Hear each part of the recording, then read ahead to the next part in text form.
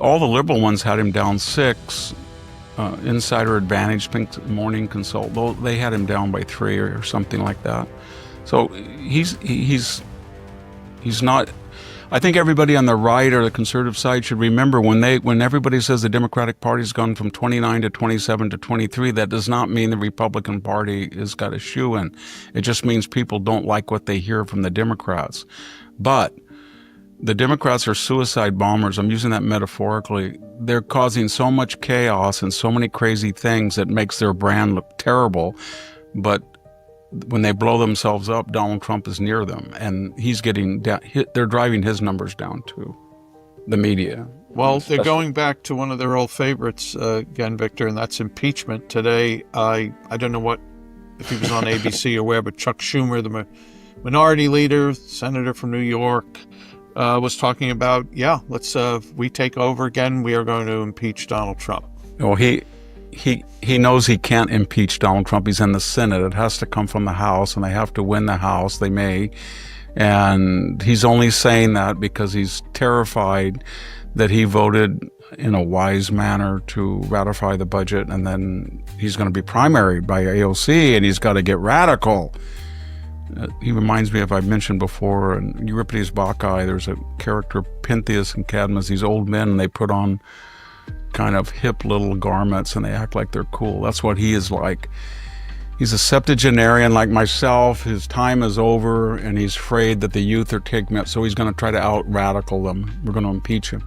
No good deed goes unpunished. Remember, Jack, when the Republicans had the House during Biden's period, the last, actually 4 years, 2 years, I guess. No, 4 years. And there was a discussion what to do because he didn't enforce the border. He deliberately destroyed federal immigration law. So they impeached Mayorkas. Why didn't they impeach Biden? And everybody on the Romney-McCain wing said, let's be sober and judicious. Let's not get tit for tat and descend in some of our former friends at our current friends, but former colleagues at National Review. Let's not get into a tit for tat. The problem with that is that they do all the tit and we never do the tat.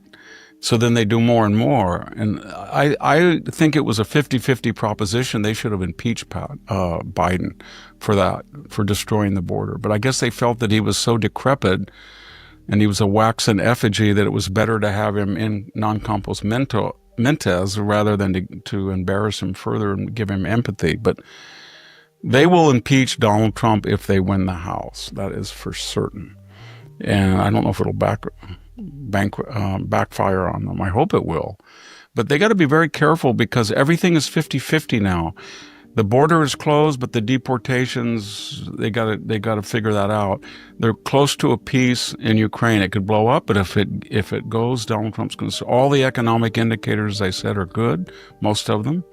The Wall Street Dow Jones is back to 40,000. It's right where it was in August. Jack, I got to ask you a question. I mentioned this to Sammy. Why does the stock market and the investing class, the 10% who own 93% of the value of all the stocks, why do they take the highest point, say in November, December of 4,400, and they say that is an amber, it's fossilized, that is my money. And if it ever goes down low, I lost $10 trillion. That's Trump's fault. Why don't they ever say it's gyrating? Why don't they ever be a farmer and say the plum price is 8 today, 12 tomorrow? I don't know what the plums are worth. It's whatever on any given day, but I don't have a birthright to the highest price. And when it goes from $12 a box, I'm speaking the truth. Right. And when I was farming in 1983, it went down to $4. The box cost $2, the packing was $2. So it was a question, should you let the fruit rot on the tree or pack it and get back your harvest cost, etc. But I never said, oh, it was 12 last year and it crashed. They stole all this money and it didn't go back to $12 for 10 years. So I don't understand this class. They're completely neurotic. They think that when it gets to 44,000, at that point, that is my money. It should be insured, and anybody that goes low lost me trillions of dollars.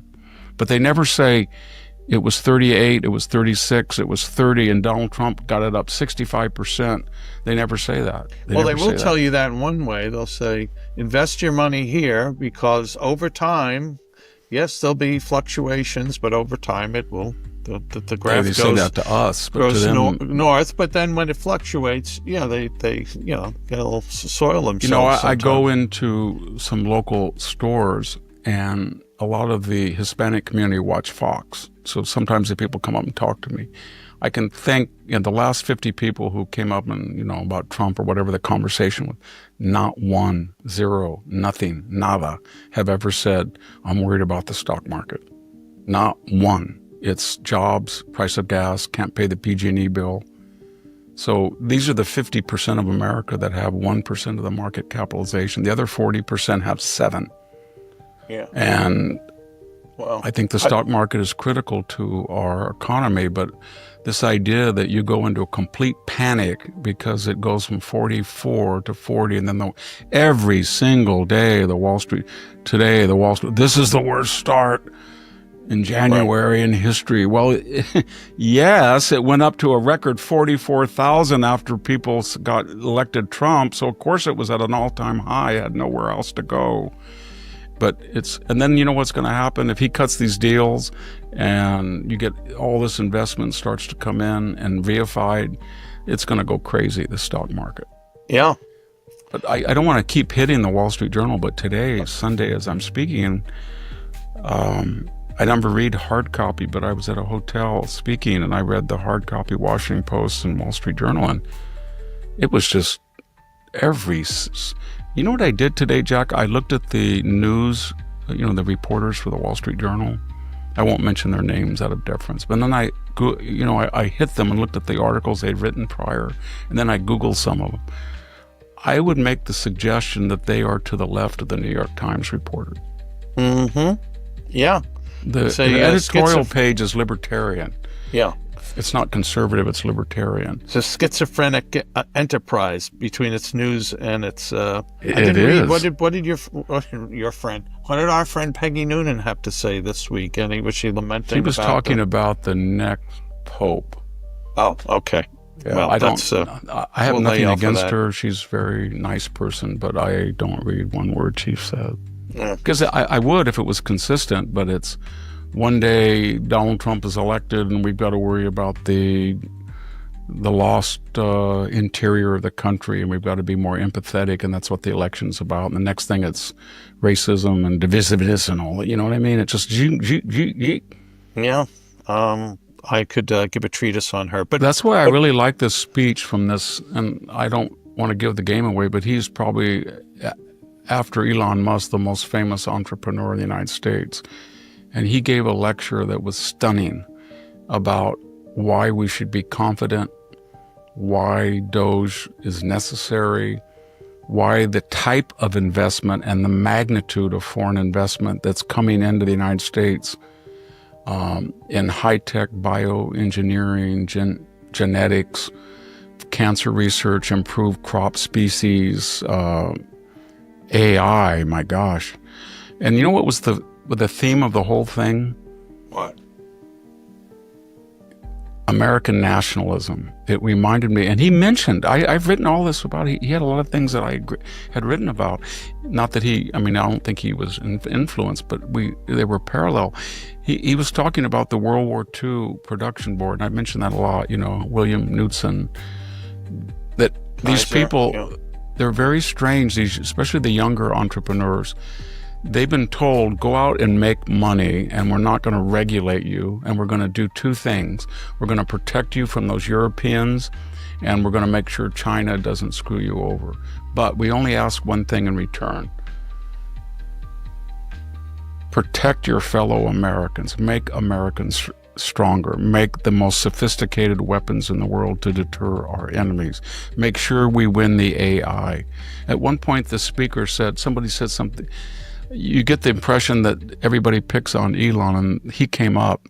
It wasn't a hostile question from the narrator. It was a good question. And you know what he said?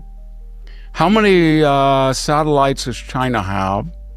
How many satellites do the EU have? And how many satellites do the United States government have? And how many satellites does Elon Musk have? 2 to 1. He's got twice all those people put together. when I hear Jasmine Crockett and all those people, or Jamie Raskin or whoever, or Elizabeth Warren, these non-entity mediocrities attack Musk all the time, and you think that if he cut off this, if he didn't give Starlink to Ukraine, they would have lost that war. If he didn't come in and get Starlink with all these hundreds, thousands of satellites and the SpaceX, the NASA brand would be worthless. If he hadn't have gone up there and rescued those people, they probably would have been dead. If he single-handedly created a patent battery that is like no other in the world. No other. I was speaking not too long ago, and a guy had a beautiful Mercedes. And I said, you can probably go 300. No, I can't. I can't go as far as a Tesla. Why can't you? The batteries aren't as... He did all of that.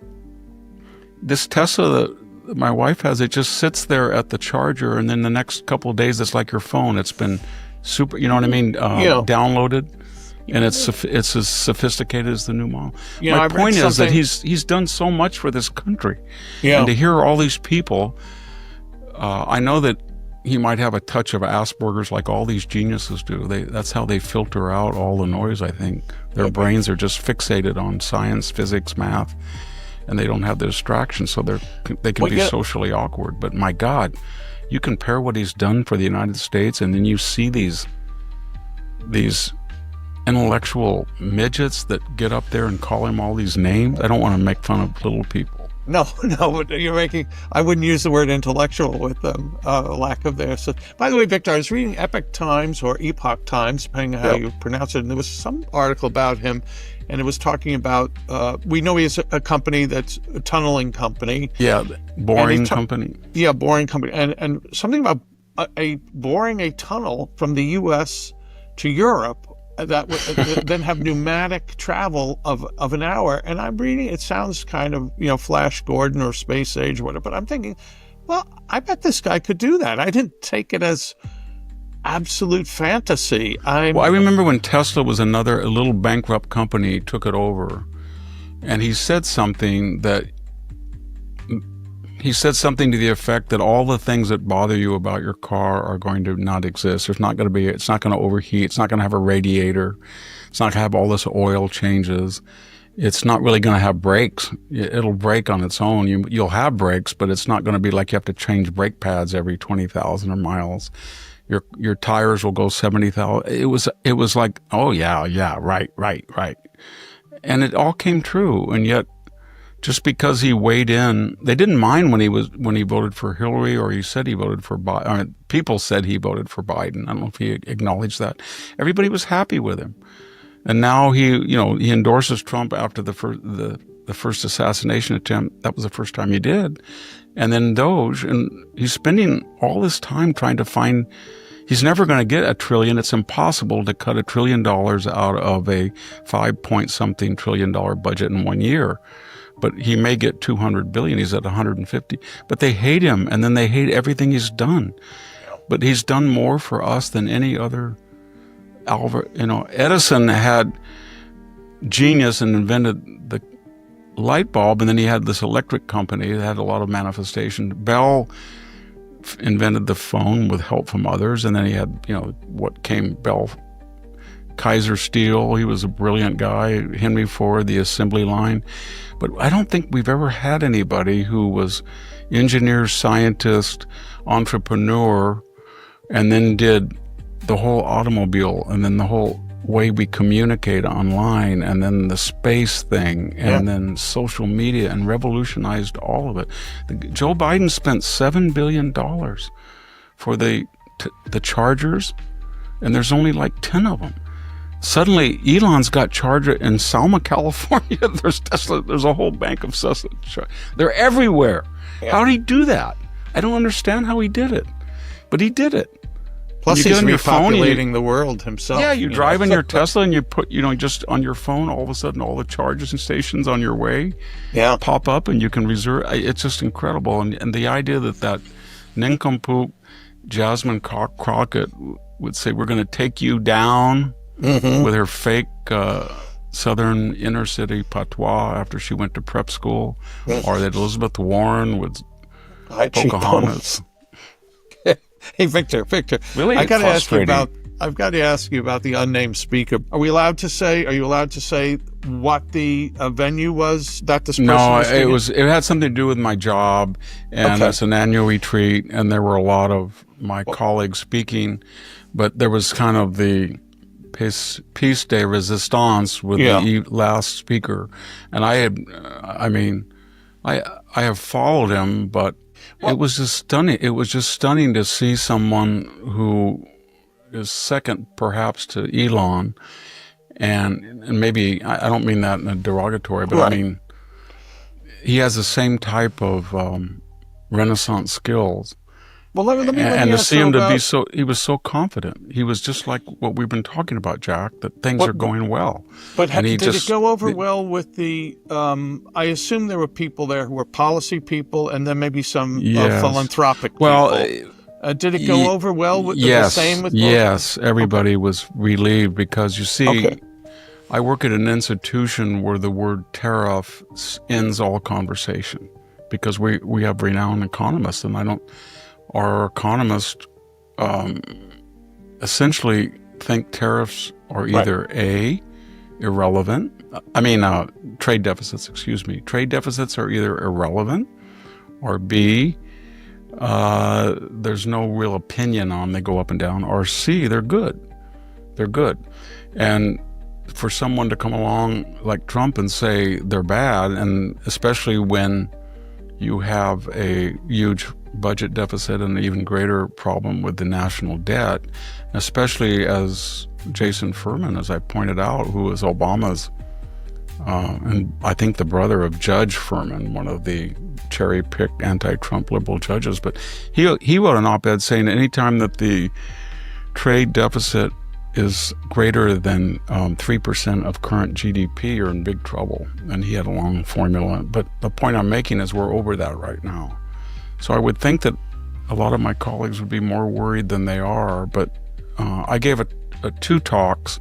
One was a debate with a historian, a very renowned historian, and the other was just a talk on my own. And I thought I was pretty upbeat. I don't know how that went over, but there were some people there who also gave good talks. I left, I just feel that something's happened in Silicon Valley. I wasn't a big fan of Silicon Valley, but and it's not just that Andreessen or Horowitz or Elon or the rest of them have gravitated over David Sachs, those people, but it's that there's a bunch of young, the Anduril defenses, drones. It seemed, he mentioned drones. It was just, the speaker did, it was just fascinating that basically we're building these $150 million, $200 million fighter aircraft that the human can only accept 9 Gs, when they're turning at that speed, and drones can do like 15 or 16 or even higher Gs. So when you put a drone the size, a fighter drone, and you program it, it's going to destroy the human aircraft every single time. Right. And he had some statistics on what, just off the wall. He wasn't trying to be data driven. He just said this is roughly what's the kill ratio of armor and aircraft and drone, and it's drones. So what his point was that we've got to really recalibrate everything, and we're going to do it. It wasn't we've got to do it and we're not doing it. We're going to be able to find in 5 years cancer cells as soon as they appear in your system through this type of new AI technology. We're going to be able to grow certain types of crops that will get nitrogen from the air and not from the soil. And he said even though he was getting on in years, this was the most exciting time to be alive. Wow. And then when the questions were directed toward Trump, he was not shy about saying that China came up, and he just said, I would not want to take on China. I know what they can do to people and to companies, but somebody had to do it. And I'm glad I don't have to do it, but I'm glad he did, Trump. Yeah. And Gordon Chang has as I mentioned, he has a good article about I don't know if he's very optimistic. It might be triumphalism. He said that China is folding as we speak. And that we haven't even got into delisting their companies that cheat and give false data on stock exchanges, or the 300,000 students. If you cut off the 300,000 students, or you just said, you know what, for every American in China, you can have a Chinese student in America. That's fair, isn't it? We have 9,000 students in China. You can have 9,000 Chinese students here. They would be cut off from their technology. Yeah. In 5 years, they would start falling behind us. Would kill a number of colleges here that are dependent on their money. That's but, the big so shoe that's going to drop. And we were also talking about that. Yeah. Other people were that. And I wrote an article last week that the universities do not want to get in an argument with the federal government because they're the proverbial picturesque mossy rock on the hillside that looks beautiful, and you turn it over and there's slugs and biters and dead crap in there and fungi. And that's what they have with their racial policies and their Chinese money, gutter and gutter money. Yeah. 500 million this year from China, communist China. They don't give anything.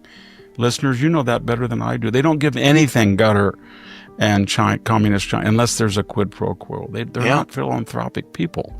No, they want a Middle East studies program that hates Israel and indoctrinates stupid, naive, spoiled brat elite students that will be diplomats and politicians and CEOs. They expect a big return on their investment. And they get it. They get it. Look at what's happened. If you enjoyed today's video, don't forget to give it a thumbs up and share your thoughts in the comments below. Make sure to subscribe and turn on the notification bell so you never miss any of our latest content.